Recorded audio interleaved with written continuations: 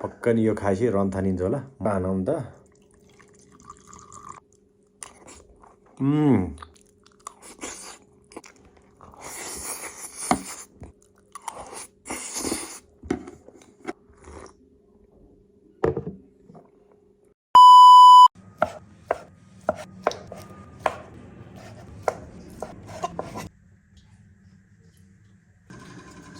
लसुन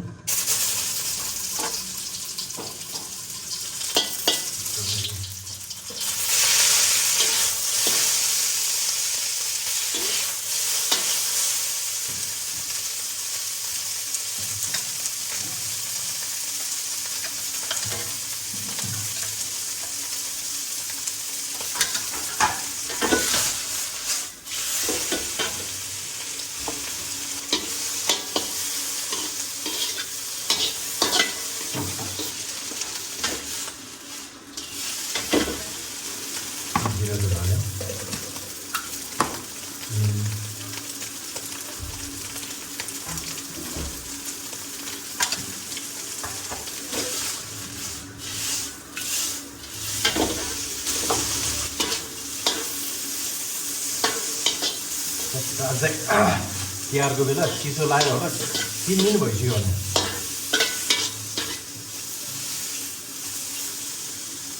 रम तताएर हाल्नु पर्यो देशको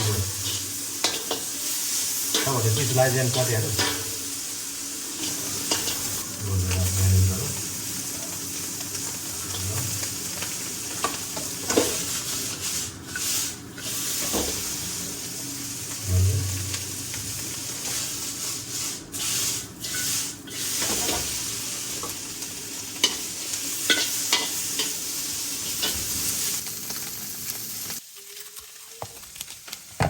तासो फ्याबुल्जी ज्याबटनमा जमदन थुजेसे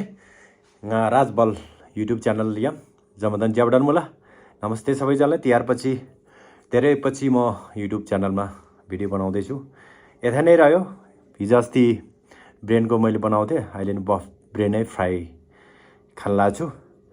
हेरौँ कति टाइममा सकिन्छ अर्को यहाँ अर्को माल फेरि किन भन्दाखेरि आज खानै बाध्य भयो कि यो रमले चाहिँ हाम्रो चिसोपन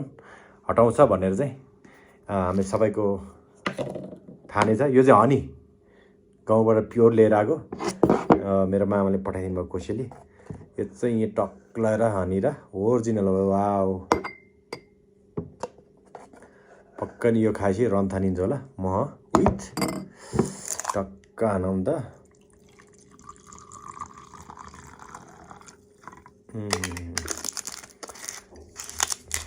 मनी मनी मनी अझै दह्रो तिहार लाग्ने भयो साथी हो तातो पनि अनि विथ रम कुटी रम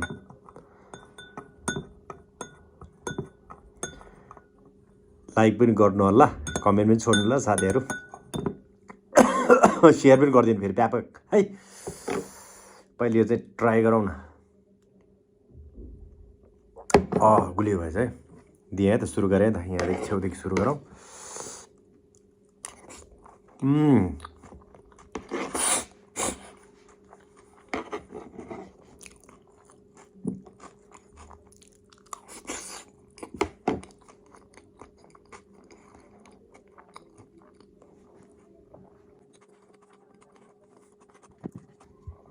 स्याउ उन्डायो त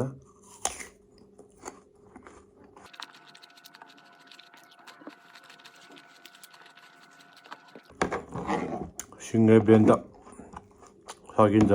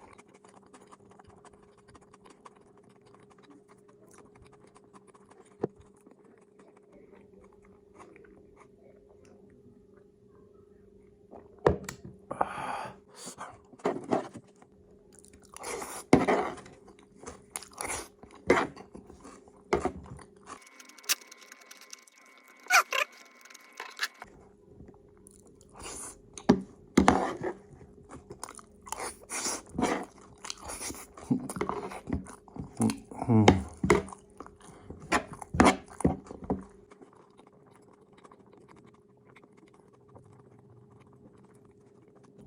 पनि खानुपर्छ यसले चाहिँ डाइजेस्ट राम्रो गर्छ पाएछ झनै राम्रो जति हामीले मासु खायो शरीर त बेफाइदै हो के गर्नु खाँदै मन लाग्छ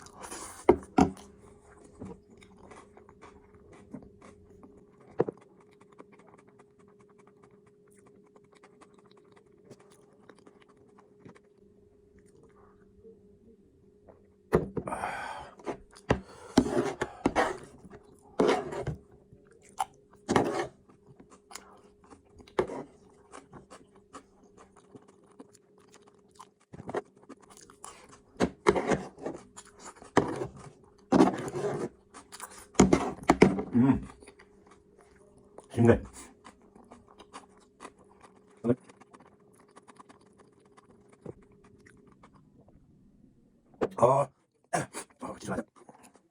चन्दन 8 मिनटमा सकाइदिन्छ मैले है एउटा सिँगै म चाहिँ प्रायः मुलो खाए हुन्छ यो नेवारी खाजा अथवा खानामा पर्ने यो ब्रेन अथवा गिदी अनि यी नेवारीहरूले चाहिँ धेरै थरीको आइटम के बफ भने सरी बफ ब्रेन आँखा होइन आन्द्राको छुट्टै भुँडी छुट्टै 22 थरीको चाहिँ एउटै भेराइटी बनाउँछ कि नेउराहरूले चाहिँ तब अरू जातिले चाहिँ फेरि मासु बफ सुकुटी म चाहिँ क्याफे बर्गर हाउस भन्दा त म नेवार खाजा पनि खाने गर्छु प्रायः अरू त म खानै मन लाग्दैन किनकि टेस्टिङ पाउडरहरू दुनियाँ हजुर तर गुड लाग्ने चाहिँ नेवार खाजामा के त टेस्टिङ पाउडर हाल्दैन कि नेचुरल के बफ आइटममा चाहिँ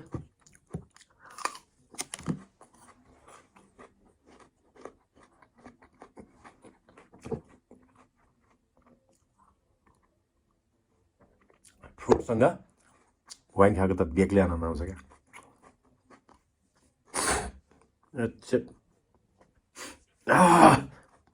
रुगले ग्रस्त के